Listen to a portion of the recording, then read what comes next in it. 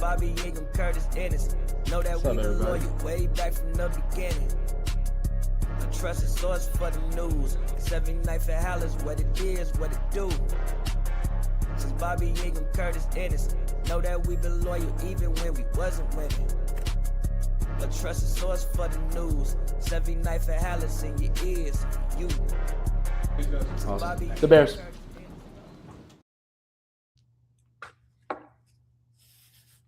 What's going on, ladies and gentlemen? Welcome back to another edition of 79th Halas. This is episode 287. It's your guy, Scott and Flows here back at it. Of course, you know to follow us on all social media platforms, man. That's at Barbershare Scott, at Flows and Delaney. Follow 79th Halas at 79th Halas on Twitter. And of course, subscribe to the Patreon, man. Patreon.com/Barbers Chat Network. That link is in the description box right now, so you can click on that. And if you are too lazy to click on that and you just want to get straight to it, man, you can scan the QR code as I'm trying to hit on the damn screen right now, but StreamYard is lagging. But anyway, here we go. Patreon.com/Barbershop Network. You can scan this QR code. It'll take you right there for all of the different tiers that we have up there. The 79th Halas tier, you can usually get these episodes up early. I'm not gonna hold you, Barbershop access, all the good shit, summer sessions, man. So we appreciate everything where you're at. And where you're at is subscribe to my YouTube channel, man. I've been post a lot of stuff on there. We'll continue to post stuff on there throughout the season, even after the season. That's at Barbershop Scott. The link is in the description box and the QR code is up on the screen. Trying to get to 500 subscribers before the end of the year. I'm currently at 416. So, like Matthew McConaughey said on Wolf of Wall Street, those rookie numbers, we need to get them numbers up. So let's get them up. Anyway, we appreciate everybody tuning in. Another episode. Bears are 10-4. How we feeling? It's an interesting place to be as a fan of the Bears, as someone who's covering the Bears, because I don't know how to feel. And I know that's probably some folks will think like, man, what the fuck are you talking about? You all have had so much success. Why is there not, what do you feel? And my thought, honestly, is not negative. It's just I don't know who the Bears are, And what I mean by that is I don't know the type of team that they are. When I see them, I see a lot of talent. I see probably some of the best coaches in the league in one staff. I see Ben Johnson. I see Dennis Allen. Hightower. And I was like, man, these are very good coaches. One of the best play callers. A defensive coordinator who, truly lacks a lot of talent in major areas such as the defensive line, and yet they're still managing to get so many turnovers. And you have to take someone like Nashawn Wright, who has, he's bounced around the league for a little bit here and there. Never really was a consistent starter. Matter of fact, I don't want to say never really. I want to say never a consistent starter. 27 years old, Oregon State grad, has played on about 3 teams. And look at him. Nashawn Wright's going to be a freaking Pro Bowler easily. You know what I mean? Has the stats to be like a second team All-Pro. That he does. But so I see that. I think, wow, it's such a talent pool, but who are they? And it's coming into several facets. And I think this Chicago Bears team is a tale of 3 teams. Now, what I mean by a tale of 3 teams, and if you pardon me, I had to just make sure I brought up the schedule so I can remember again. When I look at those first 2 games, Minnesota, Detroit, Minnesota it was a letdown. You easily had the game won as you did not let them come back. Detroit, never really close. They dominated you from start to finish. You looked like you did not want to be there.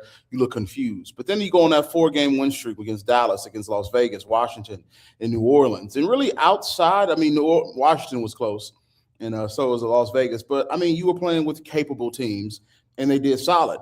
And then you go to Cincinnati, you go to New York, and you go to Minnesota. And you have a team who is, we're letting teams that they should beat in the game, and they had to come back and win at those times. And then I think about Pittsburgh, I think about Philly, Green Bay, and Cleveland now, and I see a contender. So actually, I think there may have been 4, and I see a contender. So I think to myself now, who are they?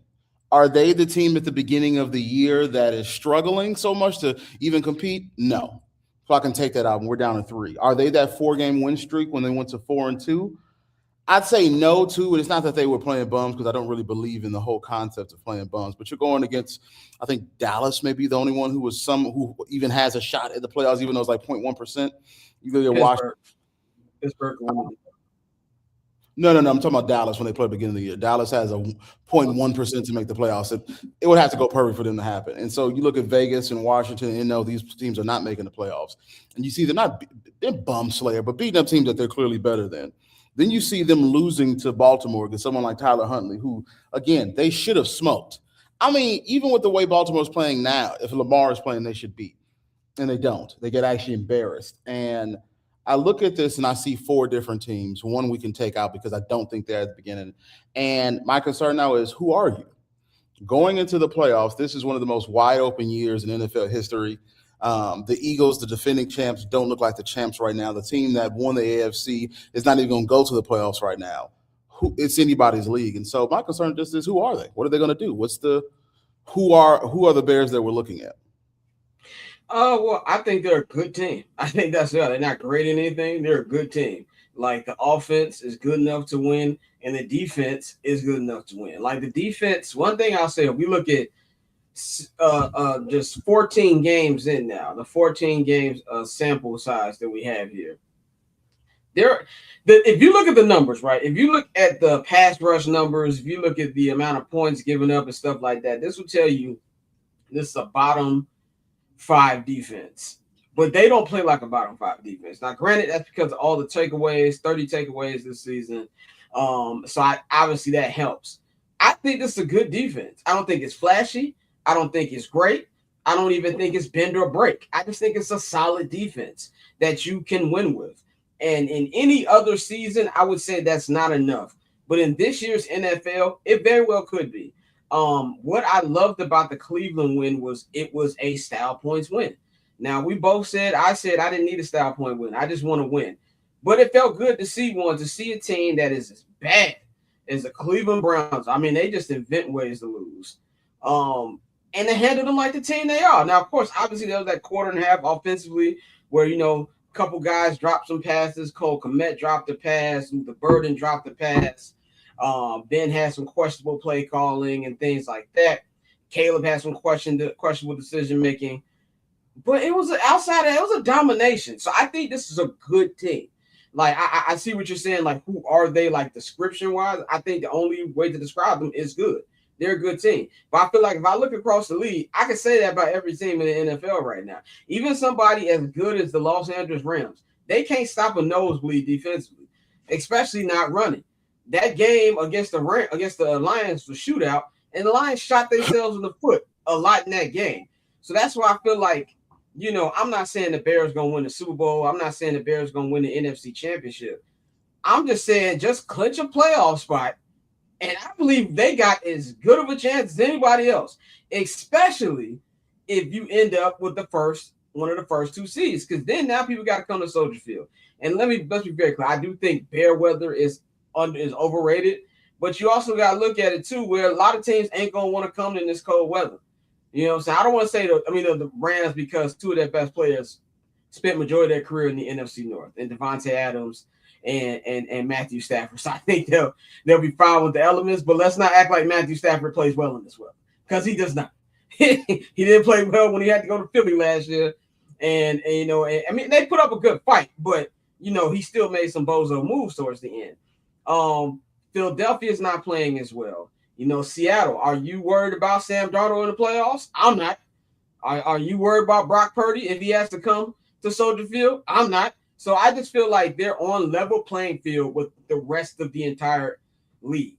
And I feel like that maybe good will be just enough. And you bring up the point about the Chiefs. Yeah, the Chiefs not only going to make the playoffs, Pat's going to miss, I think, all of next year. Because even when he's healthy enough to come back, the earliest he's going to be able to come back is like Halloween. And by that point, I think the Chiefs are going to be out of it anyway. So why rush your franchise quarterback back? You know what? The entire league, the Bears, the entire league need to treat this playoffs in this offseason like the year and a half that Michael Jordan retired. Somebody gonna get that Houston Rockets championship, and I hope it's us. You know what I'm saying? Load up, because what Kansas City's gonna do, we're gonna let our quarterback rest up, and we're gonna suck, and then we're gonna draft Jeremiah Smith, and then he's gonna get Pat 2.0 with Jeremiah Smith. So that's why I think that when it comes to just specifically the Bears, I think they're just good, and that just might be enough this year. Yeah, one, they ain't getting Jeremiah Smith unless they win like 2 games next year, and that ain't happening. If Andy Reid steps away and Travis Kelce retires and there's no Patrick Mahomes, I can see it. They'll win like 6-7 games, but they're not going to lose. You have to be like Jeremiah Smith is going to be either the consensus number 1 or number 2 pick. And yeah, I don't see that happening. But I understand that. No, I don't think the Bears are going to win the Super Bowl. I'm pretty confident that they won't, just because I do not think they have the personnel for it. That being said, this wouldn't be the first time. I mean, there's been times when Super Bowl champions have won, and I didn't think they had the personnel. But at the end of the day, sometimes it's the matchup. Actually, most of the time it's the matchup. So I won't say the Bears don't have a chance there.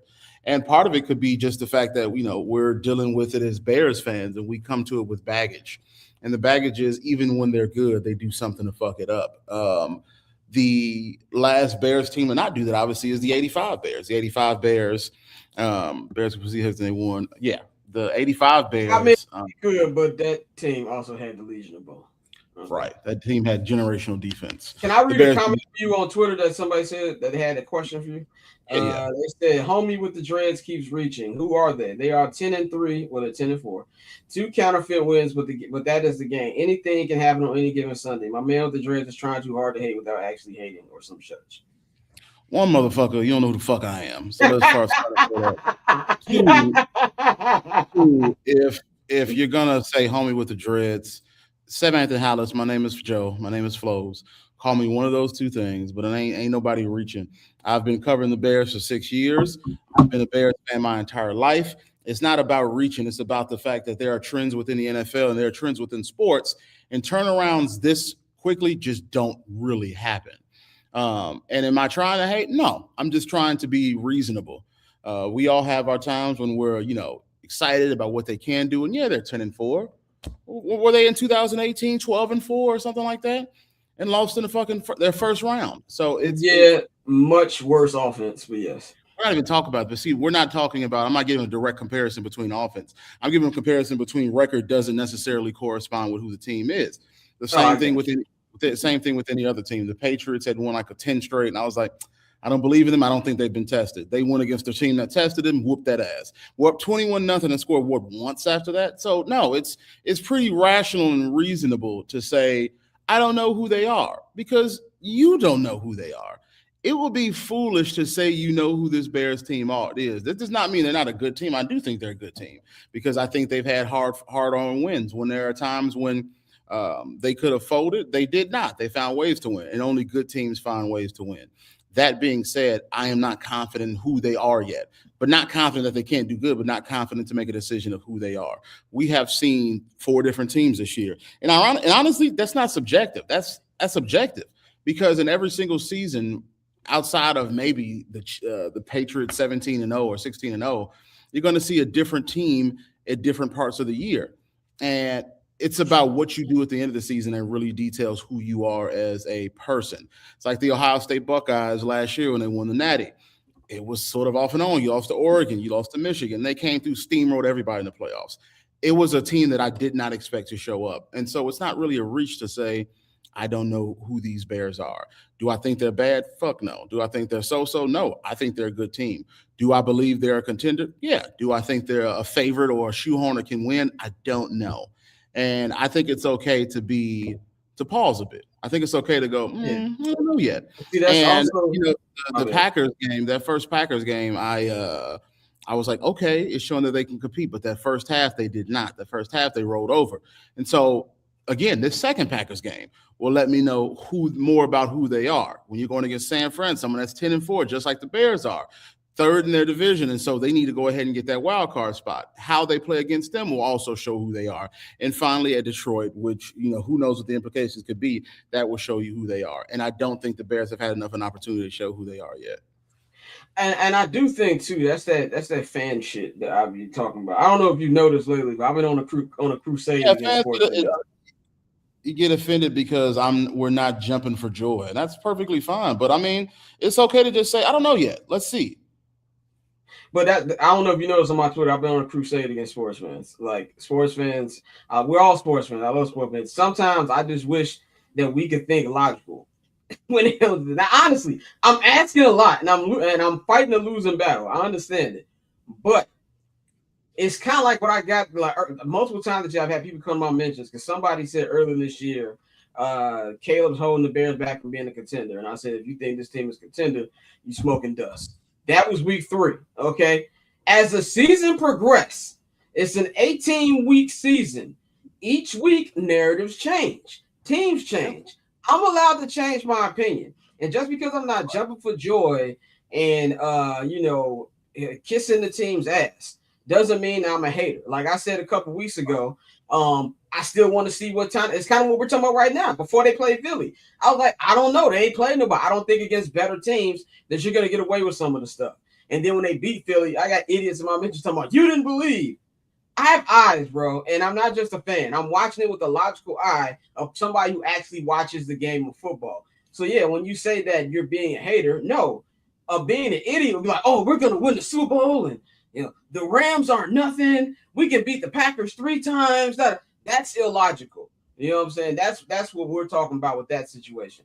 I'm with you. I think it's a good team, but like you said, we'll know. Because while everybody is making playoff plans, I've been repeating the Kobe quote for the last 48 hours. Job's not finished. And I'm glad that the team has been saying that. I'm glad that Ben Johnson is echoing that. There is a world where this team still misses the playoffs. So don't be, getting over the top yet. You still have to get in. You know what I'm saying? Yeah, I was just going to say I understand as a fan because, again, me and Scott are fans. Like, we're not, shout out to, friends like, Kevin Fishbane, Dan Wiederer, Jason Leisure, whose job and what they're paid to do is to, watch the Bears, but be a neutral and objective partner. It don't mean you set aside your fandom because sometimes you see, wow, not many QBs can do what this person's doing. We see every week in the press box, everybody is fans. Right. Mainly everybody in there is a fan of the Bears, but me and Scott have the leeway as independent reporters of the Bears to show more of our fan side. That being said, we've covered them long enough, and we tend to okay, let's step back. What are we thinking here? What emotions are we feeling? And football is not a game where I can give you a deductive conclusion on what will happen and what will happen. It's not a science; it's an art. But I've watched football for 35 years. Scott has watched it for 37 years. We know trends. We've seen teams do the things the Bears are doing and win, and we've seen teams do the Bears are doing and lose. It's not a correct science. And so right now, fans will take it as if you're not on the train, on board. It's like it's tribalism. If you're not with our guys immediately on board 100%, then you're not with us. You're a traitor. But I think that's a stupid binary. I'm not talking about that. I'm just saying, hey, I don't know yet. Because, again, remember, this is a rebuild. This is a retool.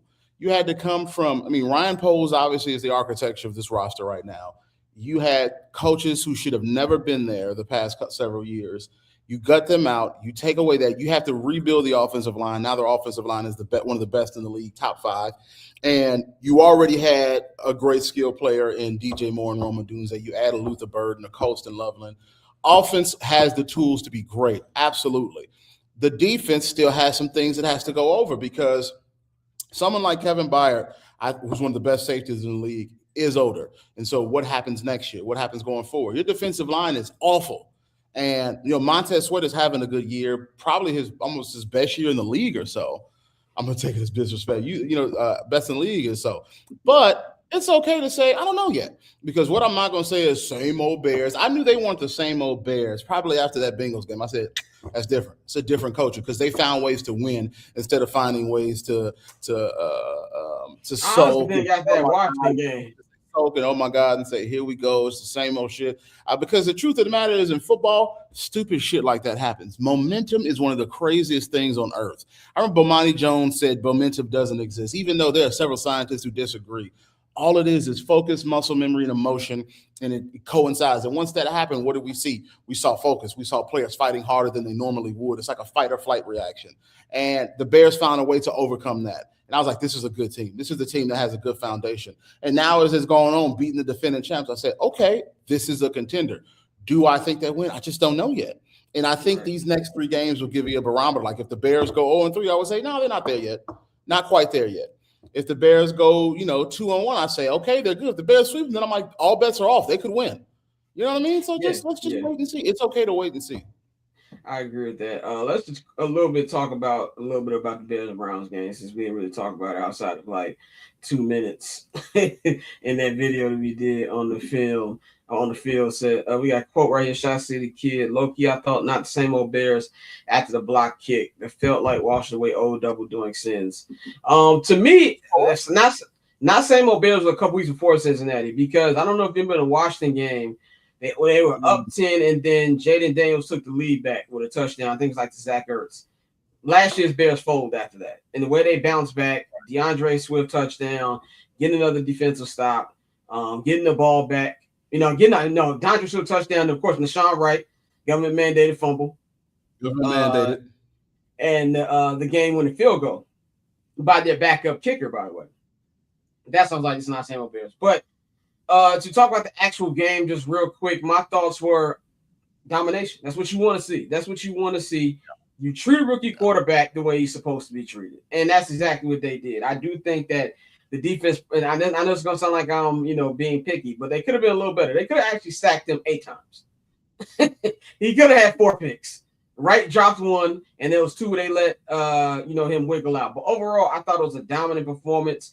And it really felt like the team and the coaching staff felt like, let's get these dudes out the way because we got bigger fish to fry. I don't know if you saw like some of the post-game videos after the game was over, when they handed out game balls. DeMarco Jackson was like, hey, I ain't gonna lie to y'all, like, this is cool, but I still got a bad taste in my mouth, and we need to go get our get back. DJ Moore's like, yo, we need to go beat the Packers. And Jalen Johnson said, yo, you know what I'm saying? Like, this is a cool win. 10 wins are cool and all, but we have an opportunity on Saturday to beat this team. Grady Jarrett, he said 10 wins. Y'all know what's going to happen next. So it's in their minds. And I really love what Ben said today. Ben said today, they asked him, like, you have any words of wisdom for the team? And he was like, if I got to tell him something before a game like this, then we're not ready. So I just love that for everybody who was yelling at us the last couple of years saying that, oh, you're letting the players off the hook by always blaming coaches. No, coaching matters, bro. And you can see that front to back in this entire team this year. Coaching matters with the quarterback. Coaching matters with the offense. Look at how the offensive line is doing. The offensive line coach called out Darnell Wright at the beginning of the season. It's like, this ain't enough. You know what I'm saying? He's looking soft. Darnell Wright looking like an all-pro this year. You know what I'm saying? I was thinking about today. You know how the offseason they have the NFL top 100? The Bears have 2 top 100 players, maybe 3. Joe Tooney, Darnell Wright, and Caleb Williams.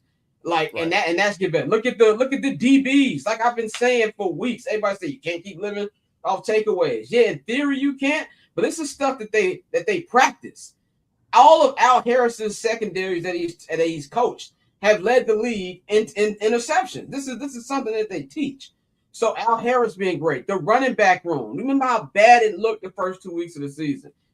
Eric Bieniemy. So Eric Bieniemy, coaching matters. So to have they're not. I don't feel like the team is putting too much dip on their chip. You know what I'm saying? Now maybe I'm doing revisionist history here, but I always felt like during the Matt Nagy years, this team was never really fully prepared, even when they were winning. Like I do not feel like they had the right game plan going into that Philly game. That's why when we talk about who to blame, yes, Cody Parkey was bad. He is number 3 or 4 on those people I blame for that game. Right. Even if the Bears lose, I rarely feel like the game plan is bad. So that's why I feel like what I like about this team and how they handled this particular game. What did you feel about just the performance on Sunday? I thought it was good. I think they should have probably been up at the half 21-0. There's still, I will say in the red zone, they looked much better than they have because they struggle in the red zone at times. But I'm happy to see them embracing some crossing routes, trying to get in that back of the end zone. What do you call it? A back 9-5 or back 5, which is targeting that back of the line, trying to, put it in a place where it can't get intercepted and it's only the receiver who can get it. Using someone like DJ Moore. DJ Moore is uber talented. He's how old is DJ Moore? 28, 29? Yeah, and DJ's 28. DJ's 28. So he's 28 years old. He's a young man. And reminding them that this is your wide receiver one. I love Rome, but Rome may not be back for this season. Who knows? He's he's struggling. So now you need DJ to step up and do what he does and allow him to go over defenders. And I love seeing the ball spread around. Cole Kmet's getting some use. Colston Love and Luther Burden are becoming ingrained with Caleb Williams and his offensive plan. DeAndre Swift took the competition from Kyle Monangai and just turned it up another level. He's maybe 60, 50, 70 yards away from 1,000. He's going to get 1,000 this year after almost getting it last year. Kyle Monangai is probably going to get 800, 900 yards. So, I mean, an insane run game, which I shouldn't be shocked because look what Ben Johnson did with Detroit. And seeing how well that they ran over the Browns. Swift has 935 yards, 7 touchdowns. Doing a very, very good season. What is his average? Hold on. His average is 4.9 yards a carry. I thought almost 5 yards per carry. And then offensive line. Offensive line did a very good job on the Browns. It's very, very talented Browns defensive line. Myles Garrett had another guy has 681, 5 touchdowns, 4.7 yards a carry. Well on his way to getting 800 yards for the season. We're going to have probably near 2,000 or more total rushing yards this season. Just a very, very good running attack. And then also look at that offensive line. They did a very good job. It's like, and it's funny because Myles Garrett is one of those generational players. When you look at his stats, he said, damn, only 2 sacks. That ain't bad. And that's the truth. Myles Garrett is probably the most talented defensive lineman I've ever witnessed with my own 2 eyes. I've never seen a game where he cannot take over. I've never seen anyone stalemate him. And I thought Ozzie Trapillo did good. I mean, Myles Garrett saw Ozzie Trapillo and said, hey, you did good. And then they're tight end. One of the defensive linemen said, hey, you did good. Like that's whether you realize it or not, when a defensive lineman tells you that, that's like, I didn't get as much as I wanted to, but you did. Because they don't like offensive players. No. And so seeing how well that they, did and how they really stonewalled that Browns defensive front, and then those linebackers who are extremely fast, struggling to keep up, with someone like, a Colston Love and a Cole Kmet. And then, I mean, again, go back to DeAndre Swift, breaking some big runs off, being tough, hitting those holes. And I think that was beautiful coaching by Ben Johnson, because when you see your player not getting as much as they could, hey, man, and it's not like a superstar, you got to light a fire up under their ass. And he lit a fire in DeAndre Swift, and he's having a very good season. And then, the wide receivers defense stepped up big time. I'm so happy to see Noel Sewell back, playing the linebacker position. I'm so glad TJ Edwards is back, because with respect, we might get Maine back this Saturday. He's off IR. With respect to all of those who backed up, even was it Jackson? I forgot his name, DeMarco, whatever his name was. Forgive me. DeMarco Jackson. Yeah. You need TJ and Tremaine back, and seeing them play, seeing TJ commanding that middle, seeing him Noah, and then DeMarco play. DeMarco with just a ridiculous interception. I mean, super athletic. It was so dope to see. I think this was the game they needed. But, it's like, if you ever seen a Ben Johnson, the Good, Better, Best videos, what does he say? If we clean up some of those issues, because he knows, every coach knows, if you clean things up, you can be even better. And I think they clean up some of those penalties. They clean up some of those situational penalties specifically. It would have been like 50-3 at the end of that game. And I think that perspective will help them go against somebody like the Packers, who are a contender, and who are in a position fighting for the playoffs just like the Bears are. Yeah, I 100% agree with that. I just want one last thing. We'll talk about this game and then we'll move on. I got to talk about the forced Shedeur Caleb narrative that I saw in the media this week. National media got to stop sucking dick. I'm sorry. I have no other way to say it, but I love Prime. Anybody who knows me, Prime is one of my top 5 favorite athletes ever. I love Deion Sanders as a kid. I had a Cowboys Deion Sanders jersey. I was a big Deion Sanders. I had a Baltimore Ravens Deion Sanders. Do you understand? They didn't even make that. I had to get that customized. Okay, so can't nobody question my loyalty to Prime and the Sanders family. Having said all of that, there was no way. You saw what Shador did against a bottom feeder team like the Tennessee Titans. The Titans are so bad that I forgot Cam Moore was in the league. That's how bad they are. Joe, when we was at Soldier Field and we was walking, not Soldier Field, we was Lambeau Field and we was walking back from the press room and I saw like them passing out game balls with Titans. I'm like, they got rid of their coach? I had no idea they even had a replacement coach. And Shador did all that and they lost. They lost the game.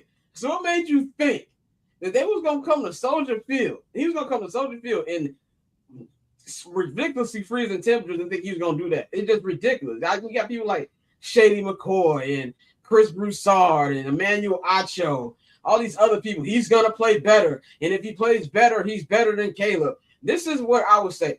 Shady McCoy was a really good running back. I enjoy watching Shady play. But this is why I laugh when people say if you didn't play the game, you can't talk about the sport.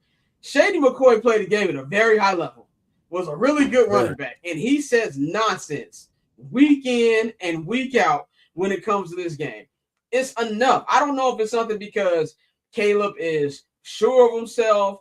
I don't know if it's Caleb paints his nails. I don't know if it's Caleb has extremely high confidence. I don't know if it's because he went to USC and people don't like people who went to school in California. I don't know what it is. Maybe it's a loyalty to Prime, so you can keep getting those 50-yard line passes when you go to Boulder, Colorado. I don't know what it is, but it was real nasty this week from what I saw.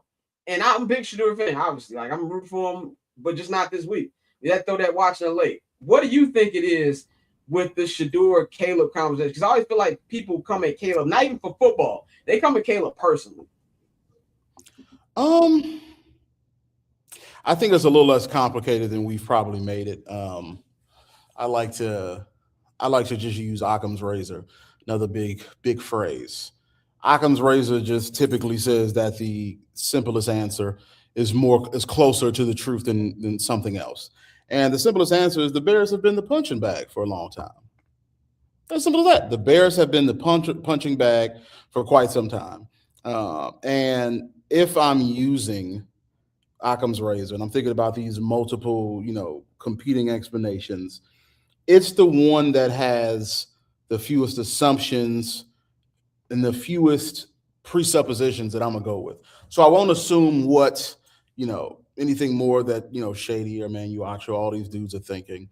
But I do know something for sure. The Bears have been the punching bag of the league for quite some time. And it's because Bears will always have fans that travel and fans that'll be hopeful. We'll say the Super Bears, Super Bowl. Oh, this is our year. We're going to beat the Packers this year. We're going to do this. We're going to do that. And it never happens. We have one of the most vocal fan bases in the world. And it's easy to pick on the Bears. And fast forward to now where the Bears are a good team. And with every win, the media goes, nope. And I'm not mad that they're doing that because that's just, I did the same thing with fucking Indiana in college football. I'm like, because what happened last year? I think they were 10-0, 9-0, 11-0 before they met the Buckeyes. We smoked their ass and they lost in the playoffs. And so my thought was, nope, hell no. It's Indiana, hell no. And what did they do? They beat us. They had to show and prove. And I think the Bears have done enough to this point where, as several other commentators naturally say, these ain't the same old Bears. I want to say Rich Eisen said it. These ain't the same old Bears. And it started with the coaching. So I'm not so upset that I will see someone like Shady McCoy, because also part of it is we as Black folks love to defend our nephews and our nieces, especially those who have been sort of maligned in the public, who have been mistreated. And, I'm not like crying rivers for Shador. But Shador was somebody who was one of the best college football quarterbacks during his time at Colorado, and even Jackson State, though that was FCS. He had set records at Colorado State. So the hate on Caleb is people call him a generational talent. I think if you don't think it's generational talent, you're blind. I don't even. Damien, I respect you, but you always come here saying some bullshit, man. Like, enough. Every damn show, you come here saying some bullshit. But anyway, I don't. And then generational talent, whatever. It's such a difficult term to use. I think one of the only people in the last 10, 15 years that I thought was generational was Trevor Lawrence. And it's because what he did in high school was ridiculous. What he did in college was ridiculous. He was absolutely a generational talent. He's an okay quarterback now. Generational talent doesn't mean you're going to be a great quarterback. No, for sure. But what I mean by generational talent is that you've blazed a trail of excellence, both individual and on a team level, that can't be ignored. And someone like Trevor Lawrence blazed a trail of excellence on a team level, individual level, both in high school and in college. And he broke every single record that there is, beat every single big team that there is, had every single accomplishment that anyone. Oh, I'm not disagreeing with you. I agree, Trevor Lawrence. Right. I was doing a brief just introduction to why, I can understand. That being said, I thought not Trevor Lawrence, but I thought Caleb Williams was, if somebody would say it, I'm like, I get it. I absolutely understand. He did ridiculous things at USC. And when he took over for Spencer Rattler at Oklahoma, he was nuts. But anywho, so my whole thing is I don't feel too much animosity towards the national media because, one, being a national media person is very difficult because, especially in something like, the media landscape now is where you're there to debate show ethics and debate show topics and debate show formats. And because of that, you have to talk as if you're an actual listener and watcher of 32 NFL teams, and it is an impossibility. It would be better if these correspondents, these pundits, these reporters were fans of they watched a division. So you watch those 4 teams and form opinion, because so often I would see them talk about the Bears. I'm like, you don't even watch. And so that's also, people would not watch the Bears and say, they're going to lose it. And the Bears would lose. And I understand it. But now I think enough has transpired that it's like, okay, now you need to start giving the Bears the props, because it can't be that at every single turn, nope, hell no, nope. Are you just going to nope your way? And like, what if the Bears win a Super Bowl? You going to say it's fluky? Some people will. And so really bother me. I get that. I do. Obviously, we do content, so I know it's hard enough just to follow one team. My issue isn't just saying the Bears are going to lose or Caleb's going to do this. It just feels personal when some people talk about Caleb Williams, and not just specifically Shady McCoy. And I really start thinking, is it the fingernail thing? Like, it's got to be something that it gets annoying. And also, you're right. It's kind of, I compare it to how the Knicks got good in the NBA the last couple of seasons. Everyone's like, Knicks going to do this, Knicks do that. But after that, if you play well, I think you should use your eyes and look at what you're actually watching. The Knicks are a good basketball team. Okay, I don't care what they did in the past. Right now, they're a good team. Like, and I understand I am asking for a lot. It just annoys me personally when people don't take emotion out of their take sometimes. And that shit's just stupid. I mean, I'll just be annoyed about it because it's never going to change. And we live in a hot takey culture where this is going to get clicks. And honestly, it worked because we up here talking about that. So I took the bait. I never take it personal just because they got a job to do, and if their job is to do that because it gets people to watch, as you just said. It's never personal. It's just people love easy targets. That's all it is. People love easy targets. And with Caleb, you already dislike the fact that he was confident, that he was outspoken, and then you try to find things to poke holes in him. Ooh, you wearing nails, you must be gay. Ooh, you're crying, you must be soft. Oh, he's a cancer in the locker room because he does those things. All it is just trying to find patterns, confirmation bias where it does not exist. That's why just go with the least assumptions as your answer. Occam's razor, you'll be fine. So it's easy. He's easy to pick on. The Bears are easy to pick on. He's an easy target. And eventually you'll have to, people have to notice, because like I see it with Caleb now. All of a sudden it's, oh man, look at Caleb. Iceman does it again. I'm like, best way you shut people up is with how you do things. I mean, look at Patrick Mahomes. His first year, nigga threw 50 touchdowns. First year starting. I was like, man, that shit ain't gonna work. Nigga won 3 Super Bowls since then. And I was like, yeah, I was wrong. So it's part of the game. You are 100% correct, but you know me, it's not gonna annoy me any less. But anyway, let's move on to looking at this week, final 3 games. So a lot is on the line in the NFL this weekend. A lot was on the line last weekend. Sunday was one of the best witching hours on Red Zone in a while.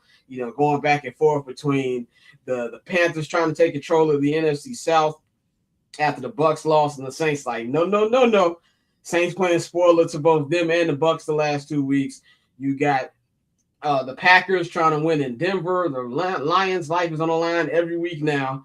They were in LA, and then of course the two major injuries. Michael Parsons tears his ACL. Patrick Mahomes tears his ACL. Now this week, the Bears, specifically with the Bears, can clinch a playoff spot, and they do that by beating the Green Bay Packers and by the Detroit Lions losing at home to Aaron Rodgers and the Pittsburgh Steelers. We're going to get into that just in a minute. Now, just want to throw some scenarios out for people and just how much is on the line. So like I just said, Bears clinch the last two things I just said happen.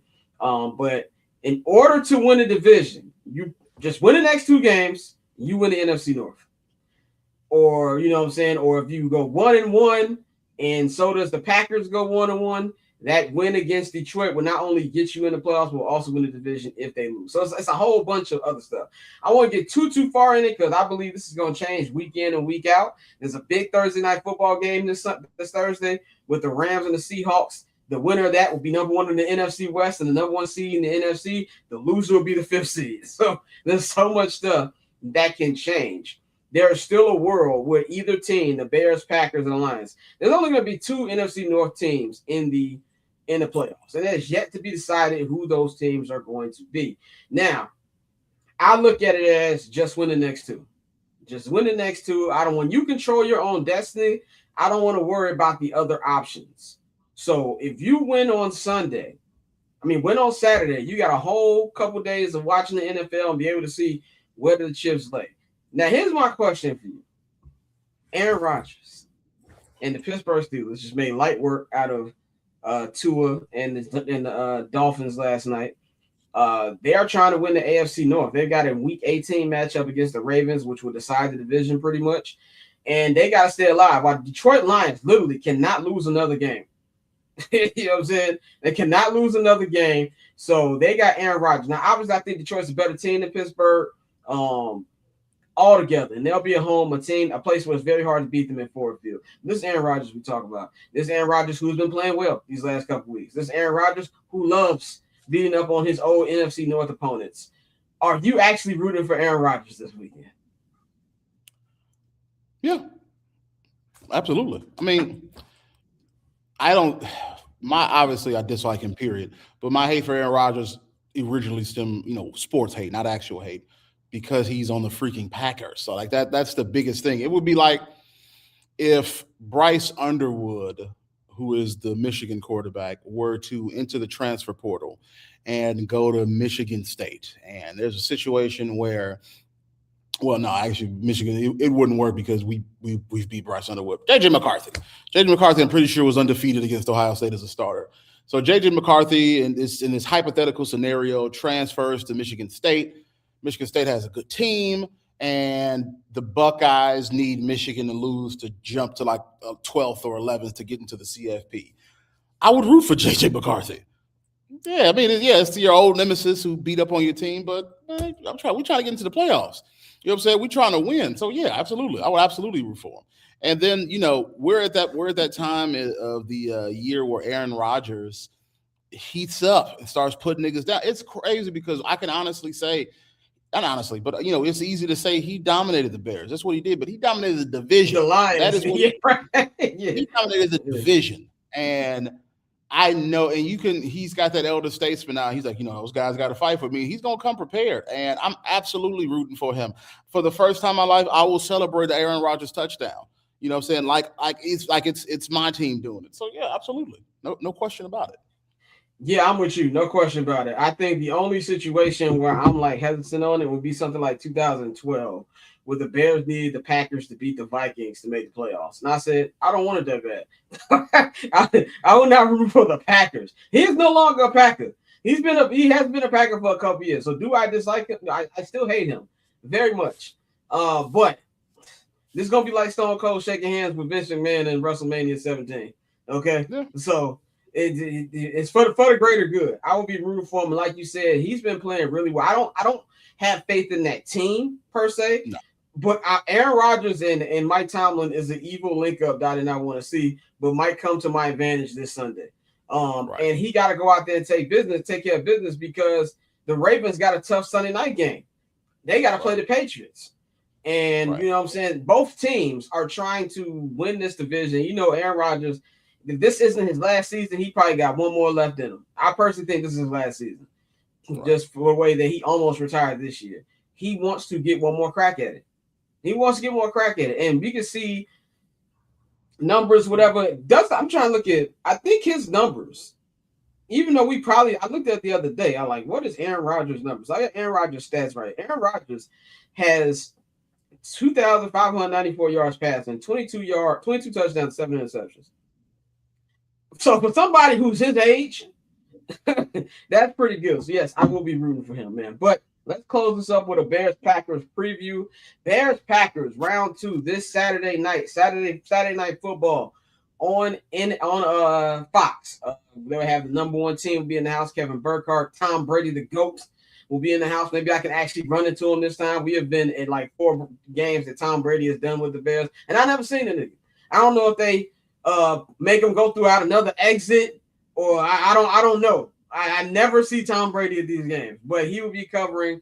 And the funny thing about this might be round 2 of a 3-game series, because if the Bears and Packers both win this weekend, not Bears, Packers, but if the Bears and Packers make the playoffs, that's going to be the 2-7 matchup. It's just a matter of where it's going to be. And honestly, when you play your division rival 3 times, it don't matter where it's going to be, because that 3rd game is going to be stupid finish alert. It's just dumb stuff happens when you play a rival 3 times. So I look at it like this, man. I am the most confident I have ever been heading into a Packers game in my entire life. Obviously, Micah Parsons is not going to be playing. Christian Watson is up in the air. He's got that AC joint going on. We won't know till practice what the practice status looks like. But a lot of people are saying that he might not play this week. It doesn't look bad enough for him to miss the entire season, but he might not play this week. So that'd be a big blow for them. On the Bears side, Luther Burden left with an ankle injury. Now, I don't know if they didn't bring him back in because the game was already won and they didn't want to risk it. Now, today is a walkthrough. So there will be any injury report you see today is guessing because it's not actual practice. So we're not going to know Luther Burden's status at the earliest till tomorrow. Rome Odunze, me personally, from the way that Ben Johnson was talking, I don't think we see Rome for the rest of the season. That's just my personal opinion. This is not off what nobody's been telling us. He said at the press conference yesterday when Courtney Cronin asked him would they shut him down, he said all options are on the table. And honestly, that's the right decision because Rome is still very young. Still very young. And I see a lot of y'all getting off the Rome bandwagon already. Don't act like I don't peep. He has some drop problems, but I am not off on the boy Rome yet. I see y'all doing that. But at the most, I need Luther Burden to play this game. You need Luther Burden to play this game. Keep utilizing DJ Moore. Like you said, Joe, he's 28. He's your number 1 guy the last couple of years. Keep feeding him. If I've got DJ Moore, Luther Burden, Colston Loveland, Cole Kmet, who as much shit as I give Cole, is having a solid year, and DeAndre Swift, Kyle Monangai used him in the pass game, I'm calm. But I'm confident about it, but I also have a little bit of nervousness in me because it is the Green Bay Packers. And until we actually beat them when it matters, I'm going to always have that little bit of nervousness in there. So, and it's a massive game. Right. I don't think there's anything, obviously you're not suggesting that, but there's some Bears fans like, oh, we don't really be scared. It's not about being scared. It's just like, ooh, it's a big game. I mean, I think about Ohio State and Michigan. This year we beat that ass, but that's after 4 years of them beating our ass. Matter of fact, those first 2 years weren't even close. Like they were coming out and smoking us. I was like, what the fuck is happening? I realized, we're entering a different era. Last year, close, should have been won, didn't. This year they won. And so what was it? And at this point, they were 2 years ago, they were national championships. So it was to beat the man, you got to beat the man. And they did that this year. And it's the same thing with the Packers. I will never take a game for granted and think that the Packers game for granted and think they're just going to win because I think that's stupid until they do. And it's like literally Ohio State and Michigan in the 90s, they traded. From 2001 to 2020, we beat the dog shit out of them. This is like dominating us. And so it goes through cycles. They have been dominating us for quite some time. This might be the time when the Bears finally sever that cycle and begin a different cycle where maybe they dominate, maybe they trade. There comes a moment in every rivalry where if you're going to make that next leap, if you're a team, you got to beat out the guy or the guy who's been beating your ass. Like you just said, in order for Michigan to win the national championship, they had to smoke Ohio State. It just had to happen. I know a lot of y'all young, and we only remember the Boston Red Sox beating up the Yankees for the last 20 years. That used to not be the case. Right. The Yankees used to pummel these boys all the time. 2003, the year before they won the World Series. Y'all don't know if you remember that one. The Aaron Boone walk-off. Yeah. They had the Yankees dead to rights. It was one bad inning. The manager left Tim Wakefield in there way too long. And Aaron Boone, that home run is the reason he's still employed right now. You know what I'm saying? Like, so it takes a moment. When Kobe finally got over, when Kobe won the 2009 championship, you know why he felt like he wasn't fulfilled? Because he didn't get a chance to beat the Celtics. And then he beat the Celtics. You got to eventually knock them out. So, I know I can hear about every injury in the book until you consistently beat the Green Bay Packers. And we beat them last year, for sure. Awesome. We weren't in it last year. In 2018, when they won the division, the Packers were terrible in 2018. So this is a game that both sides need. Was Aaron Rodgers injured? He was injured majority of the season, but he played that final game. He was injured majority of the season. But this game means the most to both teams because I truly feel like this game is going to decide the division. I truly feel like the winner of this game will do enough to get one more win in the final two and win the division. So that's why it's so important. Having said all of that, I do believe the Bears win. I do believe it's going to be a close game. Something tells me this is not going to go down to the last play, though. I don't know why. I just got that feeling. I think they're going to come out very quickly. And here's my final. I might regret this. 31-21 Bears is how I feel. I was going to say 34-24. So I agree. What I think is going to end up happening is the Bears are going to probably go up to a 14-3 halftime win, and the Packers are just going to play catch up. So, it'll be 14-3. Packers scores 14-10. Bears score, it's 21-10. Packers score, Bears score, Packers score, last one. Doesn't matter. And, I absolutely see that. I was thinking 10-point win. Yeah. It's going to be a good game. We will be there. I think the high on Saturday is 47 degrees. Let me look at the app right here.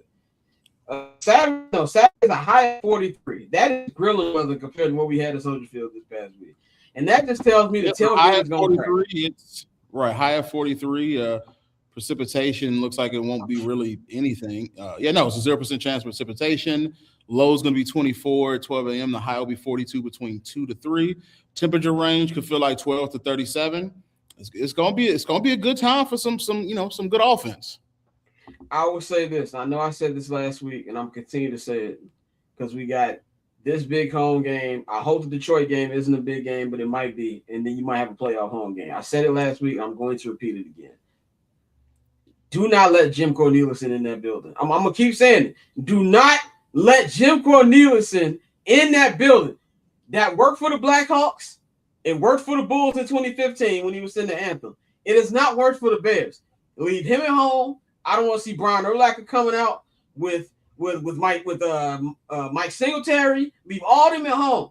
Okay. Every time we do that, they lose. I'm not superstitious, but I'm a little stitious. So stop it. Okay.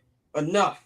Just get it done. So that's all we got for y'all today, man. I thought this was a really good episode, man. I will be previewing the game even more on Friday. Doing I'm Not Gonna Hold You Live episode. Of course, we'll have all the injury reports by then, so we'll have more of an idea of who's going to play for both teams. So anything you want to say before we get up out of here? Not at all. I'm exhausted. All right. I can tell you're exhausted and you still got kids to teach. So that is all we got for y'all. Follow us at Barberchair Scott, at Flows and Alini. All of the links to everything that you need to subscribe to is in the description box. I'm going to holler at y'all Friday afternoon for I'm Not Gonna Hold You Live. We up out of here, man. It's your boy Scott. Since Bobby Ingham, Curtis Ennis, know that What's we up, been everybody? loyal way back from the beginning. A trusted source for the news. 79th Halas, what it is, what it do. Since Bobby Ingham, Curtis Ennis, know that we been loyal even when we wasn't winning. A trusted source for the news. 79th Halas in your ears, you. Awesome. The Bears.